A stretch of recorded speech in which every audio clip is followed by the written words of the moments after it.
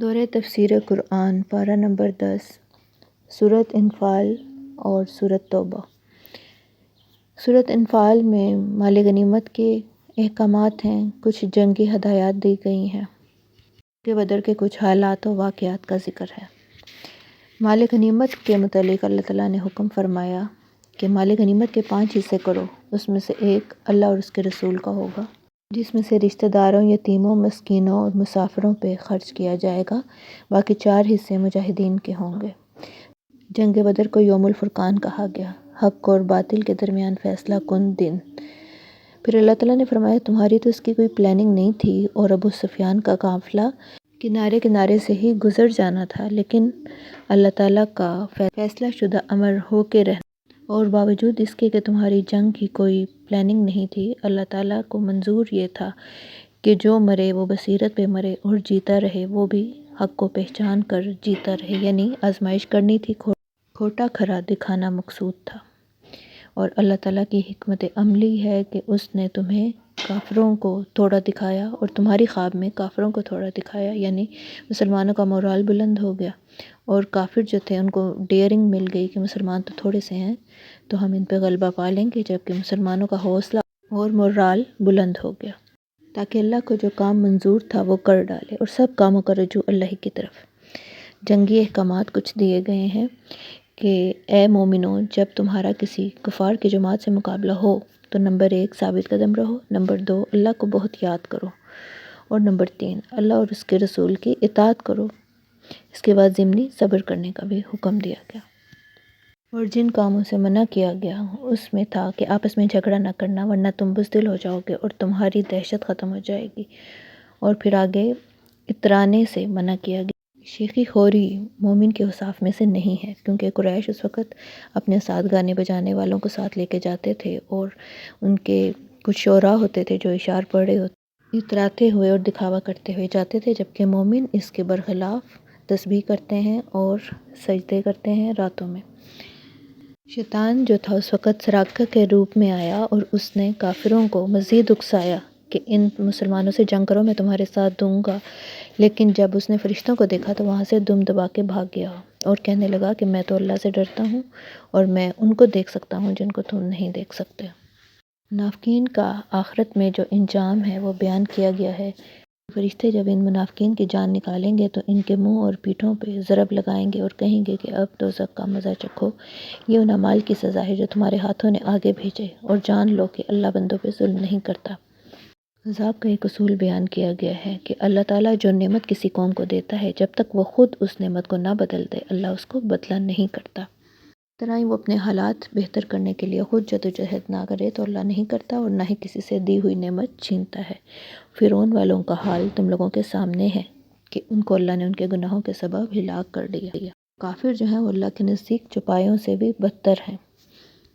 جو کافر تم سے کیا ہوا صلح کا عہد توڑ دیں تو پھر ان کو لڑائی میں ایسی سزا دو کہ جو ان کے سے پیش پشت ہوں وہ ان کو دیکھ کے بھاگ جائیں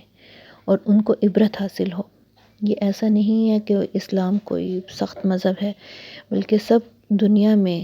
اپنے دشمنوں کے ساتھ قومیں یہی سلوک کرتی ہیں۔ تو اللہ تعالیٰ فرما رہے ہیں جو عہد توڑ دیں تم بھی ان برابری پہ ان کے ساتھ عہد توڑ دو، کیونکہ پہل انہوں نے کی ہے۔ مسلمانوں کو جنگی تیاری کا حکم دیا گیا کہ جہاں تک ہو سکے قوت کے زور سے گھوڑوں کو تیار رکھنے سے دشمنوں کے مقابلے کے لیے مستعد رہو، اللہ کے دشمنوں سے اور تمہارے دشمنوں سے، اور ان لوگوں کو جن کو تم نہیں جانتے مگر اللہ جانتا ہے، تمہاری ہیبت ان کے دلوں میں بیٹھی رہے گی، اور اللہ کی راہ میں جو تم خرچ کرو گے پورا پورا تمہیں اس کا اجر دیا جائے گا۔ اور اگر یہ لوگ صلح پہ مائل ہوں تو پھر تم بھی ان کے ساتھ صلح کر لو، اور اگر یہ تمہیں دھوکہ دیں تو اللہ تمہارے لیے کافی ہے۔ یا ایھا النبی حسبک اللہ، کہ اے نبی تمہارے لیے اور تمہارے مومنوں کے لیے اللہ ہی کافی ہے۔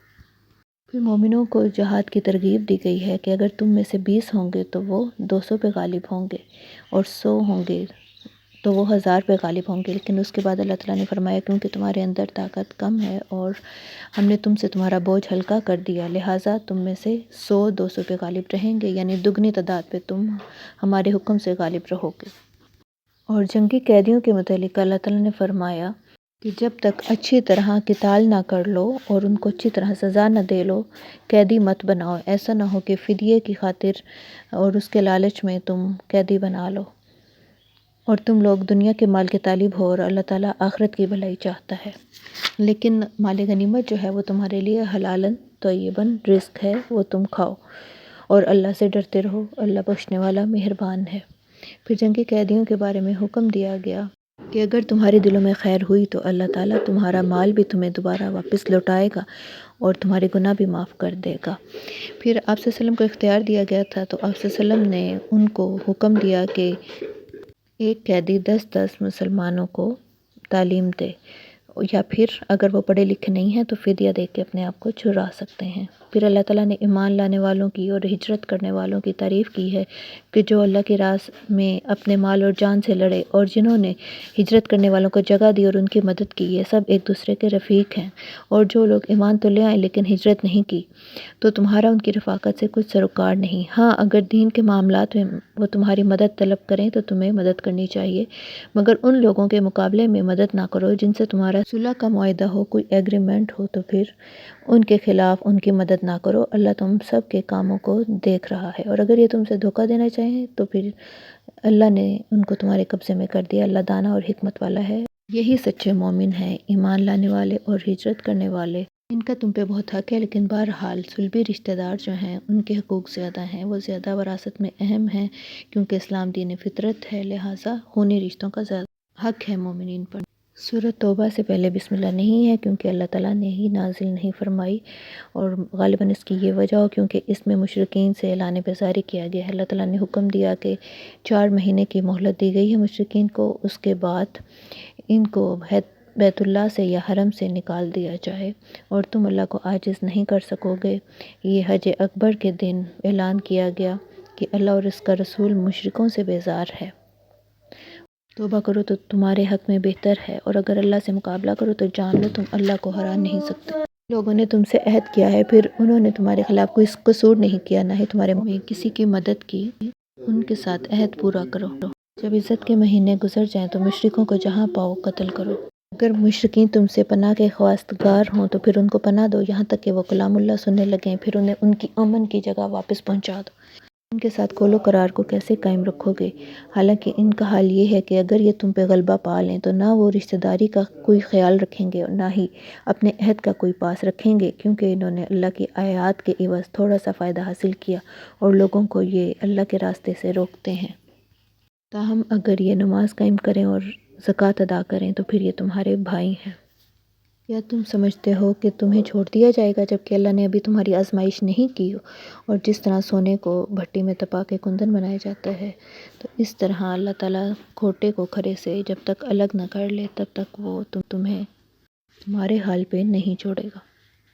پھر جو مشرکین مسجدوں کی تعمیر اور حاجیوں کو پانی پلاتے تھے، ان سے کہا گیا ہے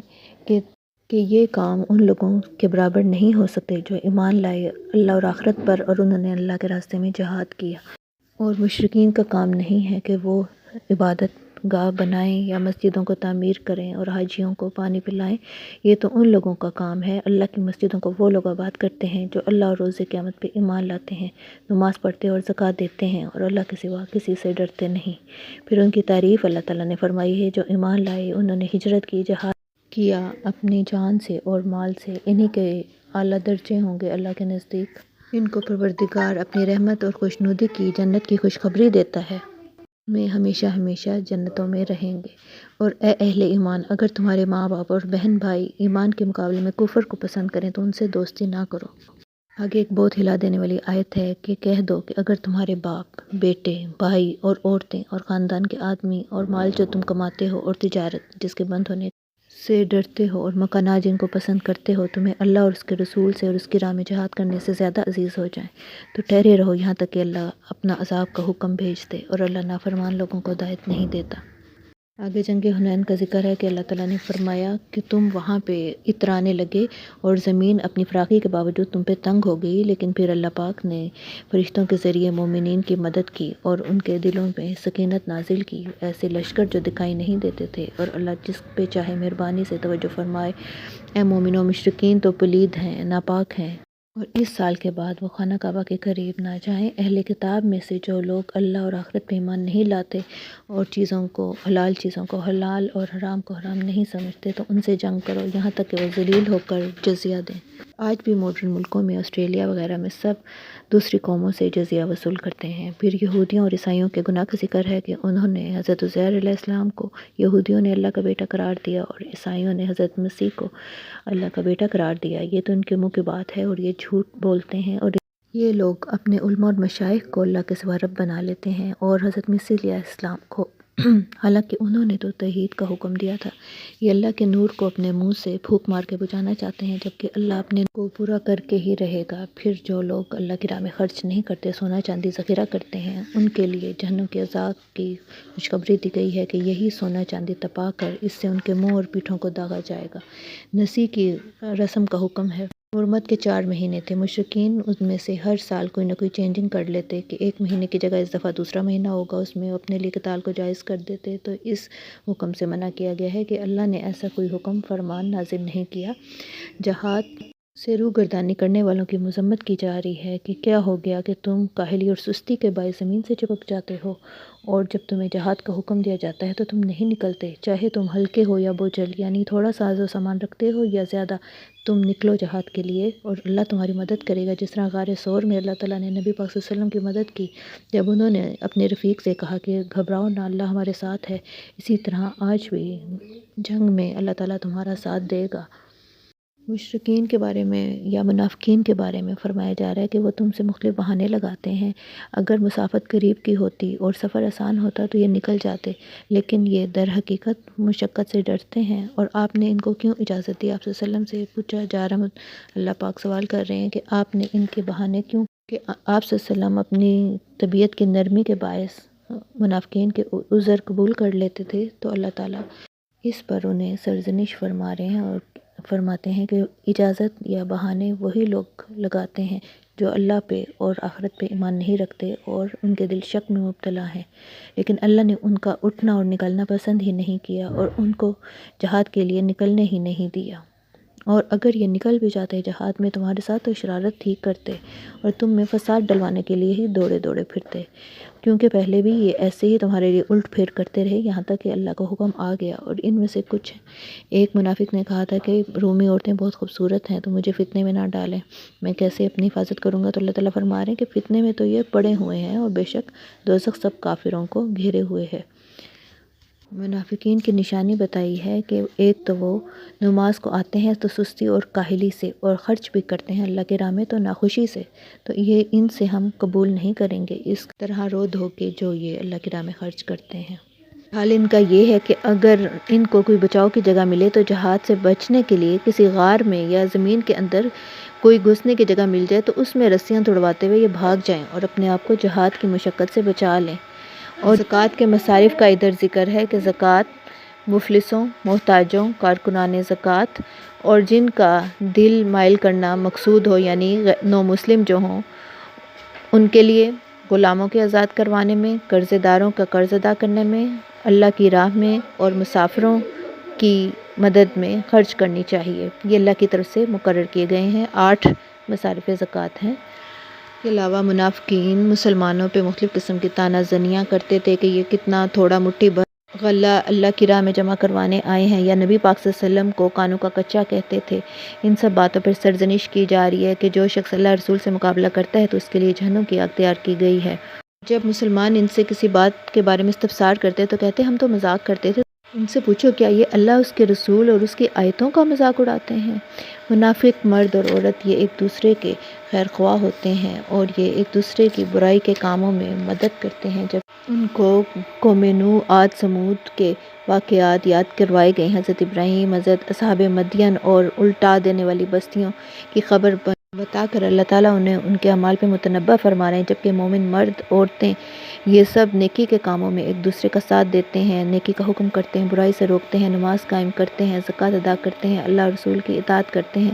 ان سب مردوں اور مومن عورتوں سے اللہ تعالیٰ نے جنتوں کا وعدہ کیا ہے جن کے نیچے نہریں بہتی ہیں اور ہمیشہ رہنے والے مکانات ہیں، اللہ کی رضامندی ہے۔ یہ بہت بڑی کامیابی ہے۔ منافقین کا قول نقل ہے کہ اگر اللہ نے ہمیں فضل سے دیا تو ہم ضرور اس کی راہ میں خرچ کریں گے، لیکن بعد میں جب ان کو اللہ نے مال عطا کیا تو وہ بخل کرنے لگے۔ آپ صلی اللہ علیہ وسلم کو ان کے لیے مغفرت طلب کرنے سے منع کیا گیا کہ تم ان کے لیے 70 بار بھی بخشش مانگو تو اللہ ان کو نہیں بخشے گا۔ غزوہ تبوک میں جو لوگ پیچھے رہ گئے تھے اور وہ اللہ کی راہ میں مال و جان سے جہاد کرنے سے کترانے لگے اور دوسروں سے بھی کہا کہ گرمی میں مت نکلنا، تو ان سے کہہ دو کہ دوزخ کی آگ زیادہ گرم ہے، قل نار جہنم اشد حرا۔ کیا یہ اس بات سے خوش ہو گئے کہ عورتوں کے ساتھ پیچھے رہ جائیں اور گھروں میں بیٹھے رہیں؟ اللہ نے ان کے دلوں پر مہر لگا دی۔ اب جب اس کے علاوہ صحرا نشینوں میں سے بدوؤں میں سے کچھ لوگ آپ سے عذر کرتے ہوئے آتے ہیں تو ان ضعیفوں پہ کچھ گناہ نہیں جو کمزور ہیں، بیمار ہیں اور جن کے پاس کوئی خرچ موجود نہیں ہے، تو پھر وہ بے شک جہاد پہ جانے سے رخصت طلب کر لیں، لیکن ان لوگوں کے لیے چھوٹ نہیں ہے کہ جو دولت مند ہیں اور پھر بھی وہ پیچھے رہ جانے والی عورتوں کے ساتھ رہ کے خوش ہیں، جبکہ دوسری طرف وہ ضرورت مند مسلمان ہیں جن کے پاس سواری نہیں ہے اور ان کی نیت تو جہاد پہ جانے کی تھی لیکن ساز و سامان نہ ہونے کے باعث وہ نہیں جا سکے، تو اللہ بہتر جانتا۔ کافرین کے دلوں پہ اللہ تعالیٰ نے مہر لگا دی ہے، بس وہ سمجھتے ہی نہیں۔ واللہ اعلم بالصواب۔ ربنا تقبل منا انک انت السمیع العلیم وتب علینا انک انت التواب الرحیم وما علینا الا البلاغ۔